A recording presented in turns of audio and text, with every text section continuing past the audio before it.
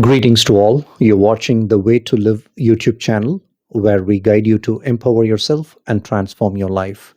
This is part 3 of our 4-part series, How to Talk to Departed Souls.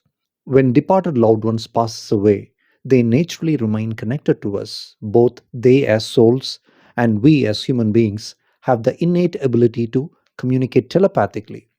But most people don't experience these communications not because the ability is missing, but because it is blocked. Our social, cultural belief systems, filled with the ideas of loss, separation, and fear, create certain inner resistances. These resistances interfere with our natural telepathic connection with the departed. So, these resistances, if it is transformed, then we return back to the natural telepathic ability. In the first 2 parts of the series, we explored these foundational resistances.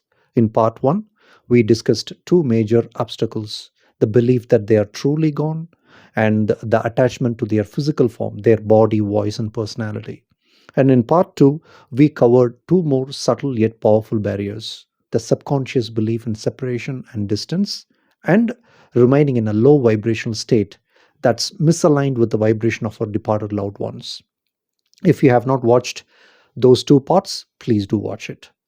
Today, in part 3, we go even deeper into the subtle emotional resistances that often go unnoticed, yet still block the connection. So, let's explore 3 more resistances. Resistance number 5: prolonged grief. You see, it's very natural to grieve when someone transitioned, but sometimes grief becomes our identity. We hold on to the pain as the way of holding on to them. People silently wonder, if I become happy, does it mean I have forgotten them? If I laugh, will they feel hurt? If I'm excited, won't they take it as a lack of love? Is not grief the proof of my love? See, here is the truth. Your joy helps them to connect with you. Your joy never dishonors them. Your joy can never disappoint a soul. They don't want to be remembered through pain. They want to be remembered through love, light, and gratitude. I'll give you an analogy. Grief is like tying a balloon to the ground, anchoring it in sorrow, keeping your spirit low. It holds you in heaviness while your loved ones has already risen, light and free, standing on the mountaintop. When you gently release the string, when you let go of the weight, your energy begins to rise. Then that's where the union happens. Not in heaviness, but in lightness. Not by holding on to grief, but by rising up in love. Resistance number 6 is emotional clinging. See, this is when we refuse to let go energetically, constantly checking if they are around, begging for signs, replaying the last memories, or speaking from desperation rather than love. You might ask, why haven't they come in my dream?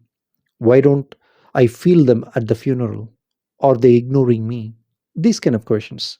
These are emotional clinging. It makes the connection conditional, anxious, and tight. Souls feel it, and it creates some sort of a energetic pressure, so to speak. Their love is always flowing, but like trying to catch a butterfly, the more you chase, the more it flies away. Think of a water in your palm, okay? Hold it gently and it stays. Grip it tightly and it escapes. Emotional clinging is like the tight grip. Let love be open-handed. Is it making sense? Resistance number 7 is expecting immediate or specific responses. Even when we become vibrationally aligned, we often expect them to respond right now and in this exact way. Talk to me in a dream tonight. Send me a sign in the next hour. Give me a clear voice, etc. See, even though it's a very natural expectation. Do not insist on this expectation. Souls do not function under pressure or timelines. They respond through relevance, resonance, and divine timing. If it is truly relevant for you to get some information from them, and when you're receptive enough, you will understand their guidance. They will never hesitate. So you have to trust them. Let us trust the way things unfold.